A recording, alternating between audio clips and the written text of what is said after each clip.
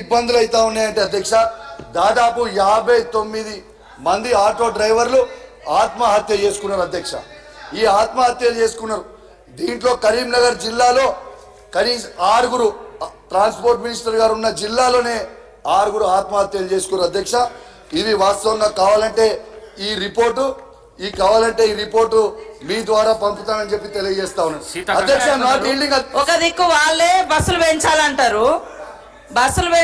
పల్లెటూర్లలో వాస్తవానికి చాలా గ్రామాలలో ఇంటర్నల్గా ఆటోలు నడుస్తున్నాయి, కానీ దూరం గ్రామాలలో నుంచే బస్సులు నడుస్తాయి. హైదరాబాద్కు, వరంగల్కు, లేదా ఇట్లా దూర ప్రాంతాలకు.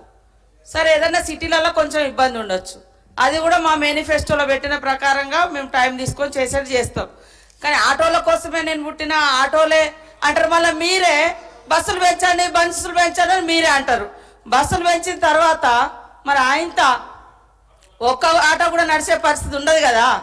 మరి మీరు అసలు మీ వైఖరి ఏందో స్పష్టం చేయండి. మొత్తం ఆటోలను క్లోజ్ చేయాలనుకుంటే బాగా గల్లీకి ఒక బస్సు పెంచండి అని అట్లనే మాట్లాడండి. మినీ బస్సులు పెంచండి అని కూడా ఇందాక అన్నారు. మరి మినీ బస్సులు కూడా పెంచాలా, అది కూడా చెప్పండి. కాబట్టి ఆటో వాళ్ళని రెచ్చగొట్టడము, ఇతరులను రెచ్చగొట్టడం కాకుండా మరి మహిళలకు ఏది ఇవ్వద్దా? మహిళలకు ఫ్రీ బస్ ఇవ్వడం మూలంగా మీకు నష్టం ఏమొచ్చింది? ఇవాళ మీరు ఇస్తాం ఇచ్చిన ప్రతి మాట నిలబెట్టుకుంటాం. అది కాంగ్రెస్ వైఖరి. కాంగ్రెస్ ఖచ్చితంగా మడమ తిప్పకుండా, మాట తప్పకుండా ఇచ్చిన మాట నిలబెట్టుకుంటాం. కానీ ఒకరోజు బస్సులు పెట్టండి అంటారు, ఒకరోజు సపోర్ట్ అంటారు, ఒకరోజు ఆటో వాళ్ళని రెచ్చగొడతాం అంటారు.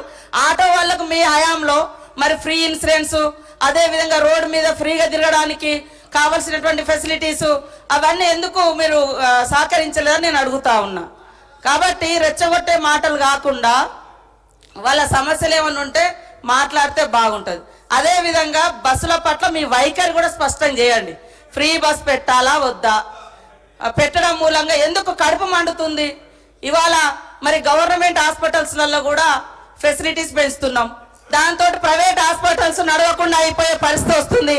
అప్పుడు కూడా బాధపడతారా ప్రైవేట్ హాస్పిటల్ల కోసం? అదేవిధంగా మీ లెక్క ఇవాళ కొంతమందికే రైతు బంధు ఇచ్చి పేదోళ్లకు కడుపు కొట్టినట్టు కాదు, పేదోళ్లను కూడా ఆదుకునే ప్రభుత్వము, అన్ని వర్గాలను ఆదుకునే ప్రభుత్వం కాంగ్రెస్ ప్రభుత్వం. కాబట్టి పదే ద్వంద్వ వైఖరి మాట్లాడకండి, ఒకటే వైఖరి చెప్పండి. మీ వైఖరి బస్సుల విషయంలో ఏంటిదో గదొక్కటి చెప్పండి.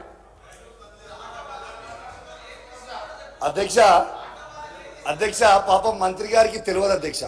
దాదాపు ట్రాన్స్పోర్ట్ లో ఉన్న ప్రతి డ్రైవర్ కి కేసీఆర్ గారి నాయకత్వంలో 10 లక్షల మందికి 5 లక్షల ఇన్సూరెన్స్ చేసినాం అధ్యక్ష.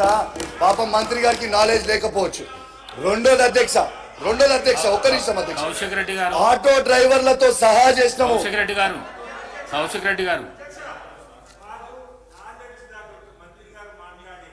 అడిగితే దానికి వివరణ నాలెడ్జ్ లేదంటే ఏంటి అధ్యక్ష వారు మాట్లాడేది? మహిళా మంత్రి అంటే ఇంత చురుకగా మాట్లాడితే ఎట్లా అధ్యక్ష? మా మంత్రి గారు ఏమన్నారు? అధ్యక్ష ఇక్కడ వారు మాట వెనక్కి తీసుకొని మా మంత్రి గారు క్షమాపణ చెప్పాలి. నేను ఒకటి మహిళా తల్లందరూ కూడా క్షమాపణ చెప్పాలి. ఆయనలాగా నాకు దురహంకారమైనటువంటి నాలెడ్జ్ లేదు సార్. నాకు నాలెడ్జ్ ఉంది, సబ్జెక్ట్ వారుగానే ఉన్నది. కానీ ఆయన లెక్క దురహంకారమైనటువంటి నాలెడ్జి, లేకుంటే ఓట్ల కోసం చస్తా అని బ్లాక్ మెయిల్ చేసే నాలెడ్జి నాకు లేదు సార్.